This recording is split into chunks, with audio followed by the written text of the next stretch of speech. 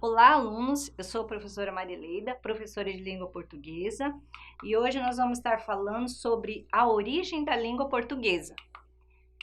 O português surgiu da mesma língua da maioria dos idiomas europeus e asiáticos. O português, como inúmeras migrações que houve naquela época entre os continentes, a língua inicial que já existia, ela começou a ser subdividida em vários ramos. E dentre esses ramos nós temos o helênico, o românico, o germânico, e também temos os célticos e o ramo eslavo, que é o quinto ramo. Dentre os ramos existentes, com essas inúmeras migrações, houve o helênico, de onde veio o idioma grego, que todos nós já conhecemos, sabemos que existe esse idioma, que existe, realmente ele tem muita influência ainda nos nossos dias, até inclusive no nosso país. O helênico também, ele é muito falado no meio teológico. O românico, que originou o português, o italiano, o francês e uma série de outras línguas denominadas latinas. O germânico, de onde surgiram o inglês e o alemão. O céltico, que deu origem aos idiomas irlandês e também o gaélico. O latim era uma língua oficial do antigo Império Romano e possuía duas formas, o latim clássico e o latim vulgar. E nós vamos ver que o latim clássico, falado pelas pessoas cultas e pelas classes dominantes, os poetas, também os filósofos e os senadores, políticos, eles usavam o latim clássico, porque o latim clássico ele era uma forma de diferenciar todas as classes sociais que existiam na época. E o latim vulgar, que é o latim que era utilizado pelas pessoas do povo, ele era uma linguagem que era utilizada, que foi introduzida lá na Península Ibérica. Então os soldados, eles iam para a Península Ibérica para conquistar as terras, e lá eles implantavam seus costumes, sua língua, inclusive seus costumes, a sua cultura também. Isso eram influências que vieram de Roma pelos soldados. Então ali essas línguas começaram a sofrer grande influência naquelas terras.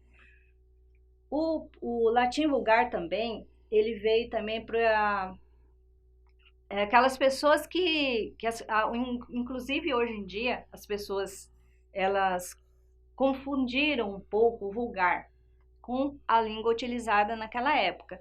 Não que a língua vulgar, ela seja uma língua vulgar, mas era uma forma que as pessoas, elas falavam dessa linguagem que era utilizada naquela época, que era o latim vulgar.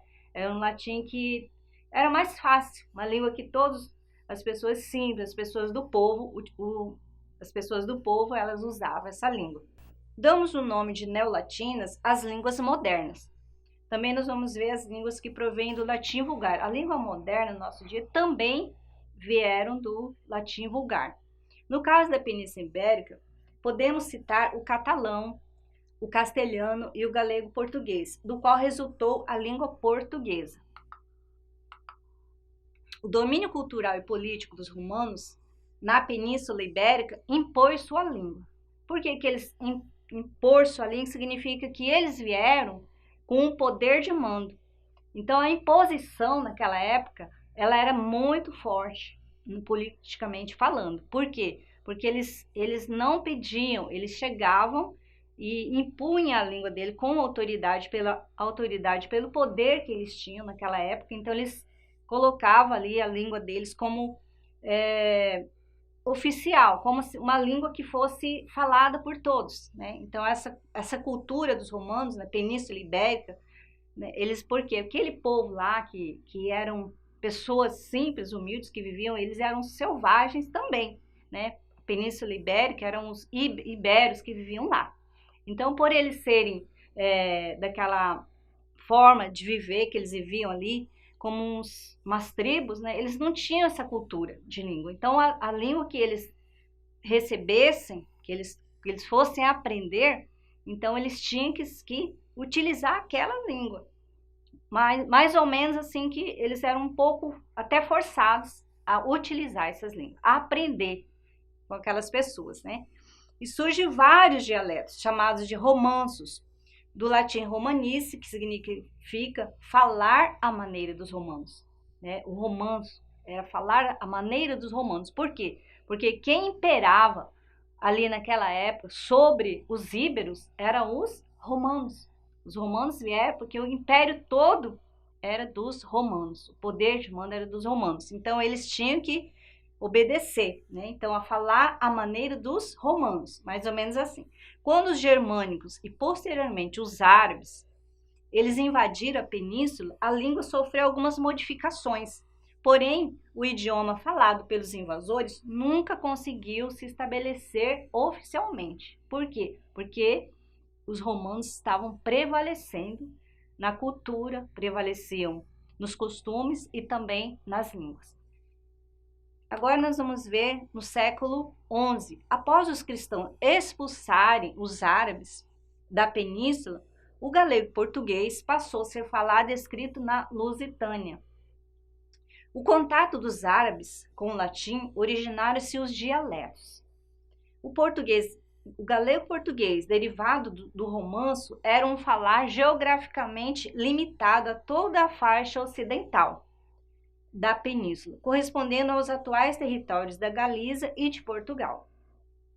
Em meados dos séculos XIV, evidenciaram-se os falares do sul, notadamente na região de Lisboa. E a partir do século XV d.C., através das grandes navegações, a língua portuguesa alcançou novos continentes. As novas terras da África, Angola, Moçambique, Guiné-Bissau, São Tomé e Príncipe, as ilhas próximas da costa africana, Açores, Madeira, Ásia, Macau, Goa, Damão, Diu, Oceania, Timor e América, e enfim o Brasil.